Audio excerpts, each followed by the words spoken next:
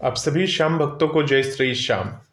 श्याम भक्तों, जैसे कि आप सभी बाबा श्याम के दरबार जाते रहते हैं, खाटू धाम जाते रहते हैं, तो मैं आज आप सभी से एक बात कहना चाहता हूँ कि बाबा श्याम के मंदिर में हम जब जाते हैं और बाबा श्याम को हम पुष्प वगैरह अर्पण करते हैं, पुष्प, मिठाई वगैरह, इत्र वगैरह जो लेके जाते हैं हम बाबा श्याम को अर्पण करते हैं। तो आप लोग ज़्यादातर जो श्याम प्रेमी है वो जाते होंगे बाबा श्याम के मंदिर में। जब आप बाबा श्याम के मंदिर में जाते हो तो मंदिर में जाने से पहले आप जो बाहर दुकान वगैरह होती है वहाँ से आप फूल वगैरह खरीदते हो बाबा श्याम के लिए, और बाबा श्याम के लिए इत्र वगैरह और बहुत सारी चीज़ें मिलती हैं दुकान के ऊपर, जिनमें से सिर्फ पुष्प, इत्र और प्रसाद, जो ये तीन चीज़ें होती हैं, ये चीज़ें आपको दुकानदार खुद ही दे देता है टोकरी में डाल के। वो लेकर जब आप बाबा श्याम को अर्पण करने के लिए लेकर जाते हो मंदिर के अंदर, तो वहाँ जाकर पता चलता है कि बाबा श्याम को सिर्फ आपका प्रसाद अर्पण होता है। बाकी पुष्प जो होते हैं, फूल वगैरह जो होते हैं, जो दुकानदार ने आपके टोकरी में रख दिया था, वो पुष्प वगैरह बहुत सारे श्याम मंदिर में अर्पण नहीं होता है। क्योंकि देखिए, जो बाबा श्याम का जो श्रृंगार होता है वो विशेष प्रकार का श्रृंगार होता है। जो पुजारी जी महाराज को जो पुष्प सुबह सुबह मिलती है और या संध्या के समय जो ताजे फूल मिलते हैं, उन फूलों से बाबा श्याम का श्रृंगार किया जाता है। और जो दुकान से आप फूल वगैरह जो लेते हैं, वो फूल जो रखे रहते हैं उनके पास, कई दुकानदारों का तो ऐसा होता है कि फूल निकलता रहता है, ताज़ा फूल आता रहता है, परंतु क्या होते हैं, कई के काफ़ी पुराने फूल रखे रहते हैं, तो वो फूल आपको टोकरी में देते हैं और वो आप जाकर बाबा श्याम को आप अर्पण करते हो। तो देखिए, जब आप प्रसाद खरीद लेते हो अपनी टोकरी में, कई सारे श्याम प्रेमी ये प्रश्न पूछते रहते हैं कि हम पुष्प वगैरह खरीदते हैं बाबा श्याम के लिए, बाबा श्याम के लिए हम प्रसाद वगैरह खरीदते हैं, परंतु जब हम मंदिर में जाते हैं तो वहाँ पुजारी जी महाराज प्रसाद को अर्पण नहीं करते। तो ऐसी बात नहीं है। आप जब श्याम बाबा के मंदिर में जाते हो, जिस दिन आप जाते हो बाबा श्याम के मंदिर में, अगर हर रोज जाते हो तो वहाँ के पुजारी महाराज वगैरह तो आपको जानते ही होंगे। तो अर्पण ना करने का कारण हो सकता है, देखिए, प्रसाद वगैरह जो होता है वो बाबा को अर्पण होता है, परंतु खाटू धाम में अगर आप बात करें, खाटू धाम राजस्थान की, तो वहाँ पे आपके जो प्रसाद होते हैं वो अर्पण ना होने का कारण है, देखिए, आप जब प्रसाद खुद खरीद कर बाबा श्याम के लिए ले जा रहे हो तो खुद से ही भोग दिखाना पड़ता है दूर से, क्योंकि आपके पीछे में हजारों की संख्या में लोग खड़े रहते हैं और सबके हाथ में प्रसाद होता है। अभी मान लीजिए सारे प्रसाद को पुजारी जी महाराज वहाँ पे अगर लेंगे तो उसको रखने में अव्यवस्था हो जाएगी। जो प्रसाद जो होता है, प्रसाद तो बांटने के लिए होता है। तो जब आप बाबा श्याम के नाम से प्रसाद खरीद लेते हो तो खरीदने के बाद बाबा श्याम को आपको प्रसाद दिखा देना होता है, दिखाने के बाद बाहर आ जाना होता है। अगर वो पुजारी जी महाराज प्रसाद सभी का एक एक करके लेते रहेंगे और बाबा श्याम को एक एक करके दिखाते भी रहेंगे, तो आपके पीछे देखिए कितनी बड़ी लाइन है। और मंदिर में क्या है, कुछ गिने चुने पुजारी जी महाराज ही रहते हैं जो जो श्याम प्रेमी है, वो हजारों की संख्या में है वो, और पुजारी जी महाराज हैं, उनको सबसे एक एक प्रसाद लेके और उनको देना। तो सोचिए, हम नॉर्मल अगर मंदिर वगैरह में जाते हैं, वहाँ पे हम जब प्रसाद अर्पण करते हैं भगवान को, तो कुछ ही लोग होते हैं तो तुरंत पुजारी जी महाराज भोग लगा के दे देते हैं, परंतु खाटू धाम में तो ऐसा नहीं है। आप सोचिए, खाटू धाम आप जा रहे हो तो वहाँ पे हजारों की संख्या में लोग जो है वो प्रसाद लेकर आए हैं, और सबका अगर प्रसाद ले लेके अगर वो दिखाते रहेंगे बाबा श्याम को, तो उसमें काफ़ी वक्त लगेगा, समय लगेगा। जैसे ले गए बाबा श्याम को दिखा के वापस ले आए, फिर किसी और का लिया, इस तरह से अगर करते रहेंगे तो जो लाइन होगी वो काफ़ी लंबी भी होगी। और क्या होगा, भक्तों को तो दर्शन हो जाएंगे, परंतु जो आपके पीछे जो लोग खड़े रहेंगे उनको दर्शन में थोड़ी सी दिक्कत आती है, समस्या आती है। जहाँ पे जिस मंदिर में, खाटू धाम की जिस मंदिर में काफ़ी अत्यधिक भीड़ होती है, जैसे जैसे राजस्थान खाटू श्याम जी मंदिर में काफ़ी भीड़ होती है, तो वहाँ पर प्रसाद वगैरह अर्पण नहीं होता है। हाँ, परंतु दुकानें वगैरह बनी हैं, प्रसाद वगैरह खरीद सकते हैं। परंतु मैं आप सभी को एक ही बात बोलता हूँ कि दुकानों से तो आप खरीद सकते हैं, अगर मान लीजिए आपके घर में कोई बनाने के लिए नहीं है प्रसाद वगैरह, तो अपने घर से चूरमा के लड्डू वगैरह, चूरमा का प्रसाद वगैरह घर से ही बनाकर आप बाबा श्याम को लेके, बाबा श्याम के लिए लेकर जा सकते हैं और बाबा श्याम को दूर से दिखा के बाबा श्याम को भोग अर्पण कर सकते हैं। ये खाटू धाम की बात कर रहा हूँ।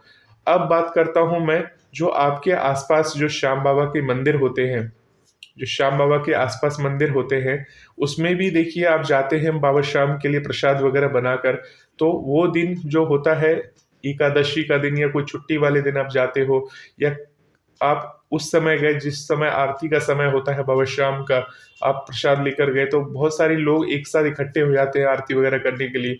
तो उस समय काफी मंदिर में भीड़ भाड़ की वजह से दबदबा बढ़ जाता है भीड़ का। ये पुजारी जी महाराज आरती करने के बाद बाबा श्याम को तो श्रृंगार हो चुका है ऑलरेडी, जो आप पुष्प वगैरह खरीद कर लाते हो, वो पुष्प तो आपकी टोकरी में ही रहते हो, दूर से ही दर्शन दिखा देते हो। परंतु आप में से ही कई श्याम प्रेमी क्या करते हैं, आप में से बहुत सारे श्याम प्रेमी क्या करते हैं, पुष्प ले लेते हैं और पुष्प को उठा के बाबा के समक्ष सामने फेंकते हैं। यहाँ तक कि मैं अभी बाबा श्याम के मंदिर गया था एकादशी पर, तो उसमें मैंने ये देखा, आपने अगर आप वो वीडियो देखना चाहते हो तो इस वीडियो को अर्जी लगाने वाला वीडियो था, अर्जी लगाने वाला वीडियो है, आप सभी श्याम प्रेमी दर्शन कर सकते हैं। खाटू धाम आगरा का वीडियो है वो। तो आगरा में ही एकादशी के दिन मैं गया था बाबा श्याम के दर्शन करने के लिए, और आप सभी की अर्जियों को वहां पर पढ़ने। मेरे पास जितने कमेंट्स मैंने देखे, उनमें से जो जो कमेंट्स मुझे दिखाई दिए, मैंने उन सभी के नाम बाबा श्याम के मंदिर में मैंने उन सभी नामों को बोला, और वहाँ सभी नामों को जो अर्जी दी थी उन नामों को मैंने पढ़ा। और बाद में भी बहुत सारे श्याम प्रेमी अर्जी लिखते रहते हैं उसी वीडियो के नीचे, तो जब भी मुझे मौका मिलता है उन सभी अर्जियों को पढ़ता हूँ। तो ऐसा ना समझे कि बाबा श्याम के मंदिर में हम गए, लाइव खत्म हो गया तो उसके बाद अर्जी नहीं लिखनी है।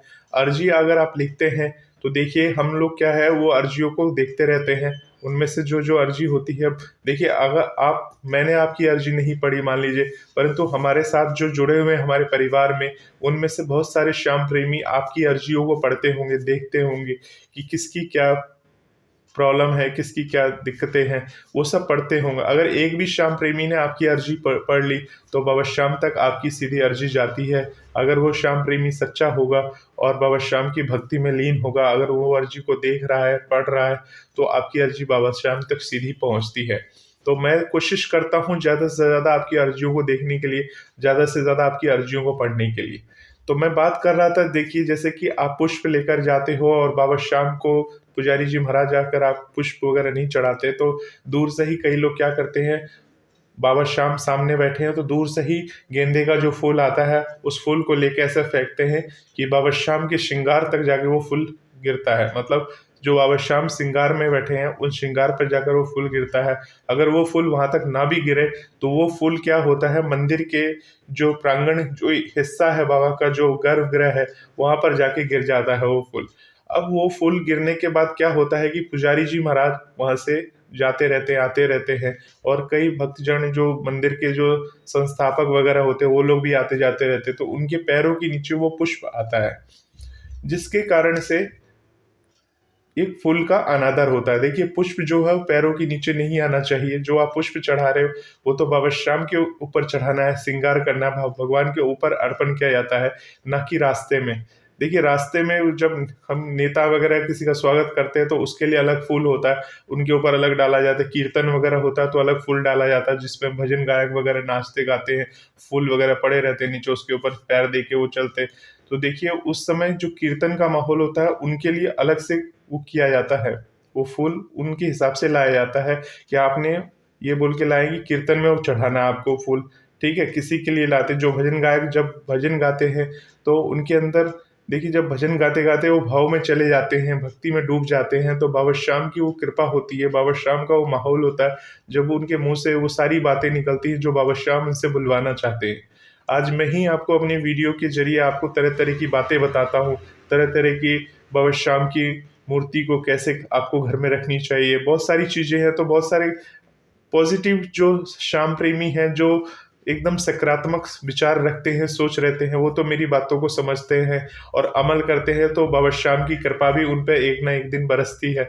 बहुत सारे हमारे पॉजिटिव कमेंट आते हैं। हमने एक वीडियो बनाई थी बाबा श्याम का, जो गांठ बांध लो, 3 बातों को गांठ बांध लो, उसके ऊपर हमने एक वीडियो बनाई थी।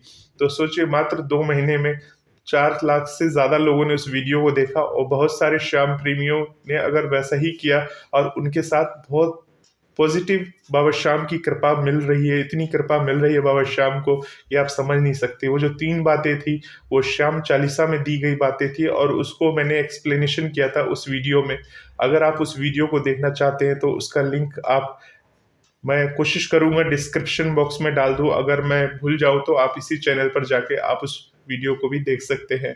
3 गांठें मान लो, अर्जी की 3 गांठें जी थी, वो मैंने बताई थी। अगर आपने देख लिए तो आपको पता होगा, परंतु जिसने नहीं देखा वो जाके उस वीडियो को देख सकते हैं। बहुत पॉजिटिव रिस्पॉन्स मिला उस वीडियो को और बहुत सारे लोगों की मनोकामना पूर्ण हो रही हैं। तो ये सब बाबा श्याम की कृपा है। बाबा श्याम, एक श्याम प्रेमी ने ये भी कमेंट में लिखा कि आपने जो मूर्ति की बात बताई कि मूर्ति को स्नान कैसे कराना है, वस्त्र कैसे कराना है, तो इसके बारे में क्या बाबा श्याम ने आकर आपको बोला? तो मैं एक ही बात बोलूँगा, बाबा श्याम, मैं इस लायक नहीं हूँ कि बाबा श्याम मुझे आकर बोलेंगे कि तुम ये बातें बोलो, आपको मैं ये बातें बोलूँ, क्योंकि मैं इस लायक नहीं हूँ। मैं तो बाबा श्याम की चरणों का धूल भी नहीं हूँ, बाबा श्याम मुझे आकर बोलेंगे। परंतु क्या होता है, बाबा श्याम या कोई भी भगवान आकर खुद नहीं बोलते कि ये चीज़ें बोलो। भगवान मेरे समक्ष बैठे हैं, मेरे घर में विराजमान है, सामने बैठे हैं, और जो मैं आपको बातें ये बोल रहा हूँ, सारे मेरे भगवान वो सारी बातें सुनते हैं, देखते हैं मुझे कि मैं आपको क्या बता रहा हूँ, क्या समझा रहा हूँ, और वो मुझे प्रेरणा देते रहते हैं कि ये सारी चीज़ें आपको मैं बताऊँ। देखिए, ये सारी चीज़ें कहीं आपको मैं पढ़ के या कहीं लिख के वैसे नहीं बता रहा हूँ, परंतु जो है ये मेरे अंदर से भाव है, ये विचार है जो अपने आप मेरे ज़बान पे आते रहते हैं, और मैं बोलता रहता हूँ और आप सुनते हैं उस बातों को। और अगर आप उस विचारों को अमल में लाते हैं, देखिए मेरी वीडियो जो होती है वो सिर्फ आपको सही मार्गदर्शन यानी सही रास्ता दिखा रहा हूँ मैं। अमल करना नहीं करना पूर्णतः आपकी मर्जी है। मैं आप सभी से हाथ जोड़कर विनती करता हूँ कि मेरी वीडियोस को जो अगर आप देख रहे हैं तो बाबा श्याम से जुड़ी हुई वीडियोस हैं, और बाबा श्याम के प्रसन्न करने के विभिन्न तरीके हैं, बाबा श्याम को खुश करने के तरीके हैं।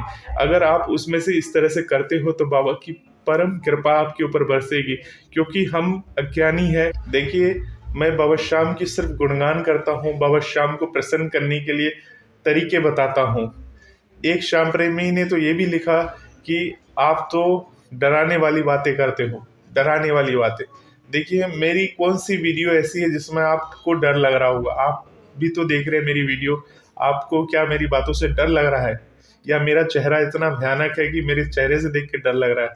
तो मैंने, देखिए, ऐसी बातें ना सोचे कि आपकी वीडियो से को देख के डर लगता है। डर लगना तब लगना चाहिए जब मैं आपको कोई तांत्रिक विधि बताऊंगा या टोटका बताऊंगा और वो में बहुत खतरा होता है, वैसा अगर कुछ होता है तब डरना चाहिए।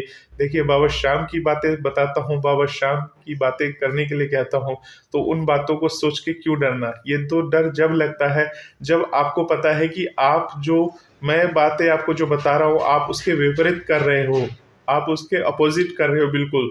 तब आपको ये लगेगा कि मैं तो जो कर रहा हूँ वो सही कह रहा हूँ, क्योंकि हर आदमी को यही लगता है कि जो मैं कर रहा हूँ वो सही कर रहा हूँ, है ना? तो मैं जो कर रहा हूँ सही कर रहा हूँ। परंतु अगर यही बातें अगर आप किसी पुजारी जी महाराज को घर में बुलाकर उनको 4,000 5,000 रुपए देकर फिर बोलते, और वो पुजारी आपको डराता कि ये वास्तु दोष है, इधर ये नहीं होना चाहिए, इधर वो नहीं होना चाहिए, ऐसा वहाँ मत रखो, वैसा वहाँ मत रखो, अगर ऐसे करके आपको डराता, ऐसे करके बोलता, तब आपको डर लगना चाहिए कि अरे वाह, वास्तव में मैंने ये गलती कर रखी। इसको बोलते हैं डर। इसको डर नहीं बोलते कि मैंने आपको बोल दिया कि बाबा श्याम की मूर्ति को स्नान कराना चाहिए, तो उसमें आप डर रहे हैं। डरिए भगवान से, भगवान के प्रकोप से। भगवान क्या है? बाबा श्याम को मानते हैं तो बाबा श्याम की शरण में वही जाता है जो हारा हुआ होता है, जो सब तरफ से परेशान है, दुखी है, वही बाबा श्याम की शरण में जाता है। तो इसमें चिंता करने की क्या बात है कि हमें डर लगता है? तो डरिए मत, बाबा की भक्ति करिए, बाबा की आराधना करिए, तो आपका डर अपने आप दूर हो जाएगा। और अगर ज़्यादा डर लगता है तो आपसे हाथ जोड़कर विनती है, मैं किसी को डराने के लिए वीडियो नहीं बनाता हूँ, बाबा श्याम की बातें करता हूँ, और सुनना ना सुनना पूर्णतः आपकी मर्जी है, जो कि मैं हमेशा वीडियो के अंदर बोलता भी हूँ। तो देखिए, बहुत सारे श्याम प्रेमियों की पॉजिटिव रिस्पॉन्स है। और एक चीज़ बता दूं, अर्जी वाली मैं बात कर रहा था, मैं एकादशी को बाबा श्याम के दरबार जाता हूं। अगर एकादशी तिथि मान लीजिए तो आप सभी से एक ही विनती है, जब आप बाबा श्याम के मंदिर में जाते हो तो पुष्प, इत्र और जो प्रसाद आप लेकर जाते हो उसको वहां पर फेंके ना। पुष्प को फेंक कर ना मारे। सोचिए, अगर आपको कोई फेंक के कोई चीज चढ़ाएगा तो आपको कैसा फील होगा।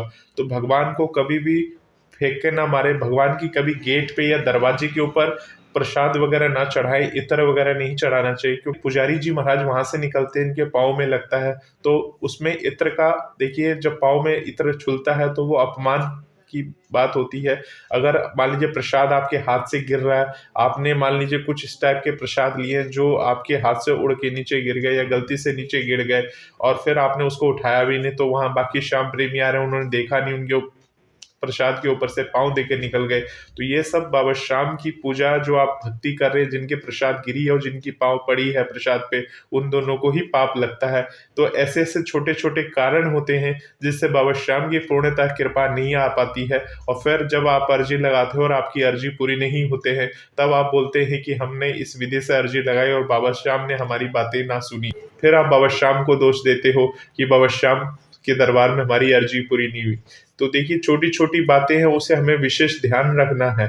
इसमें डरना नहीं है कि ये प्रसाद नीचे गिर गए। और देखिए, ना ही किसी तरह के अंधविश्वास में पड़ना है। अंधविश्वास अपनी जगह होती है, परंतु बाबा के प्रति जो भाव होते हैं, भाव तो हमारे दिल से निकलते, हृदय से निकलते हैं। अगर मैंने बोला बाबा श्याम की मूर्ति को स्नान कराना है, इसको वस्त्र पहनाना है, तो कई सारे श्याम प्रेमी बोलते हैं ये सब तो बातें डराने की बातें होती हैं।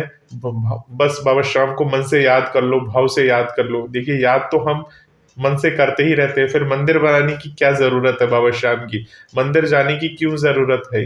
इतने लाखों जो लोग भीड़ में बाबा श्याम के दर्शन करने जाते हैं, वो सभी बाबा श्याम के दर्शन करके घर में बैठे बैठे भाव अपने भक्ति करते रहे। बस बाबा श्याम के मंदिर जाने की जरूरत नहीं है। तो बाबा श्याम का जो मंदिर का विस्तार हो रहा है, वो लाखों भक्त जब बाबा श्याम की दीदार करना चाहते हैं, बाबा श्याम से मिलना चाहते हैं, बाबा श्याम को प्रसन्न करने के लिए तरह तरह से फूल, इत्र और प्रसाद लेकर जाते हैं। उन्हें पता है बाबा श्याम को वो इत्र प्रसाद वगैरह मंदिर में नहीं चढ़ेगा, फिर भी वो अपने आप लेकर जाते हैं। बाबा श्याम को दूर से ही दिखाते हैं। बाबा श्याम को बोलते हैं, बाबा श्याम आपके लिए प्रसाद है, घर से बना हुआ प्रसाद है, हमने आपके लिए गुलाब के फूल लेके आए हैं। वो लोग दिखाते हैं, परंतु कभी भी गुलाब के फूल या कोई भी तरह की चीजों को फेंक के मत फेंकिए। आप लोग खाटू धाम में भी जाते हो तो कई सारे वीडियोस आपने देखे होंगे कि कई श्याम प्रेमी, श्याम भक्त गुलाब का जो फूल होता है, जो कितना सुंदर होता है, हाथ में पकड़ के इतनी दूर से भक्ति करते करते लेके जा रहे हैं, लाइन में लगते लगते जा रहे हैं,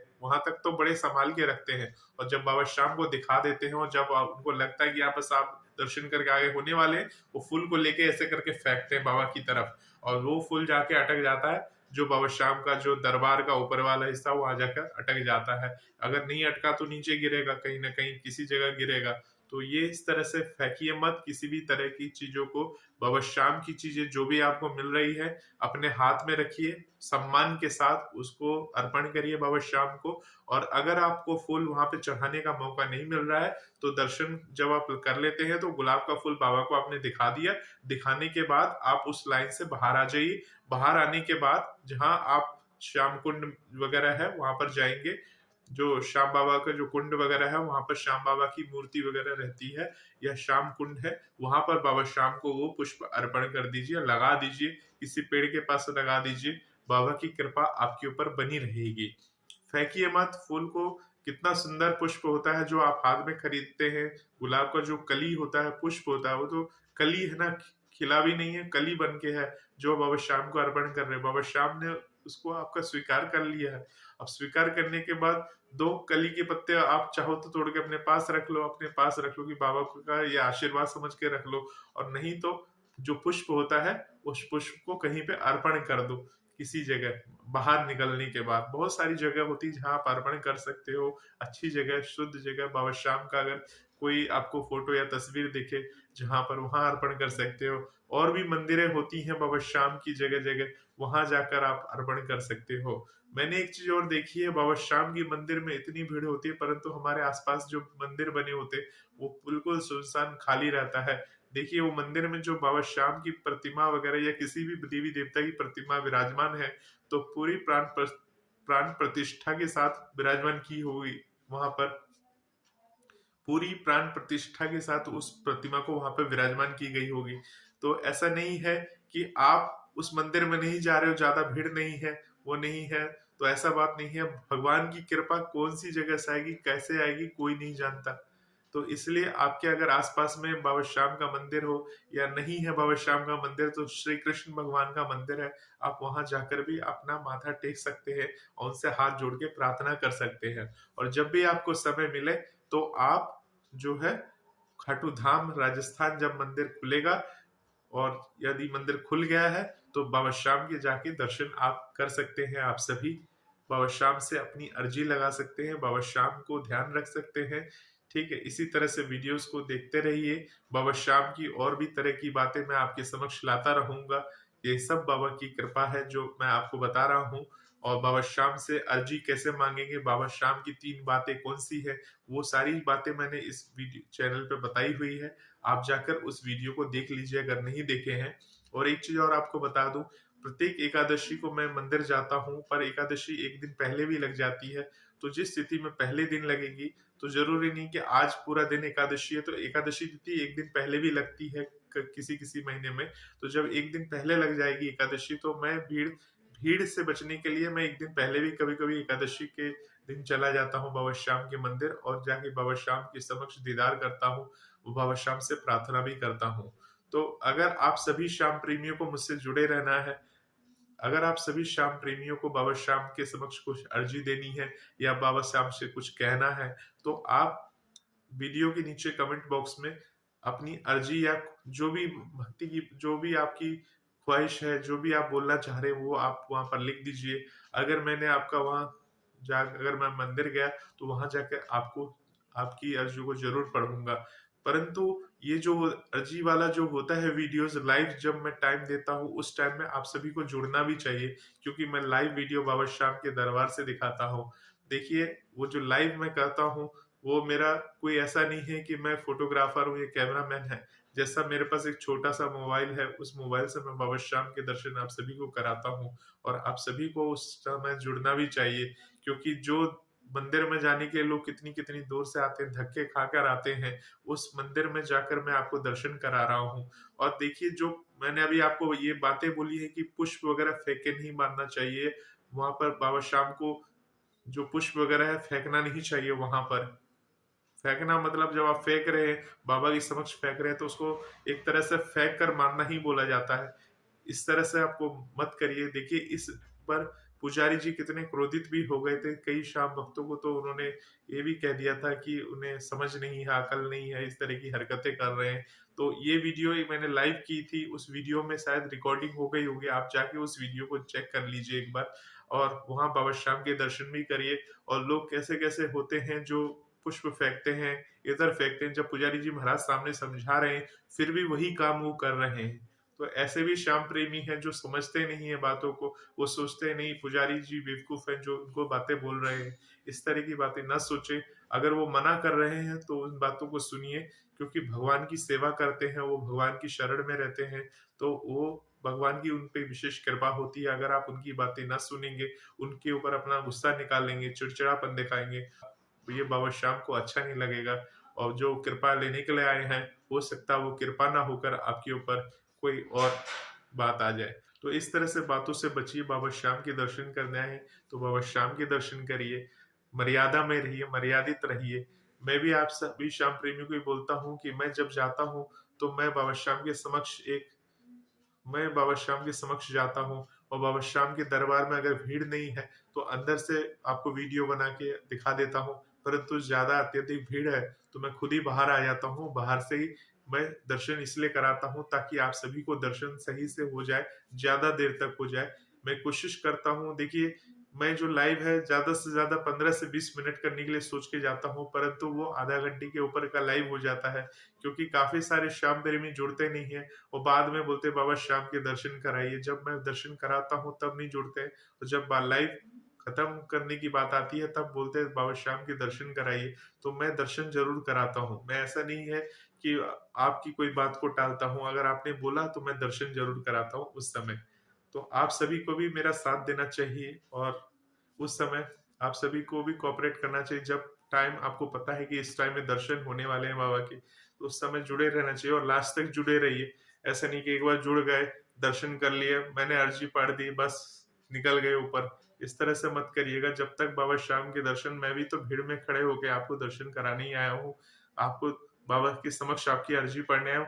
आपकी अर्जी पढ़ ली तो इसका मतलब ये नहीं कि आपकी अर्जी पढ़ ली तो आप आगे बढ़ जाओ या वीडियो को बीच में स्किप कर दो, छोड़ दो। ऐसा मत करिएगा, क्योंकि बाकी श्याम प्रेमी भी तो अपनी अर्जी दे रहे हैं, उनकी अर्जियों को भी तो आपको पढ़ना है अपने घर में बैठकर। उनकी अर्जियों को भी तो देखना है कौन कौन श्याम प्रेमी क्या क्या लिख रहा है। हो सकता है मैं उनकी अर्जियों को ना पढ़ पाऊं, परंतु आप जो अर्जी लिख रहे हैं, आपकी अर्जियों को तो वो बाकी श्याम प्रेमी तो पढ़ लेंगे ना।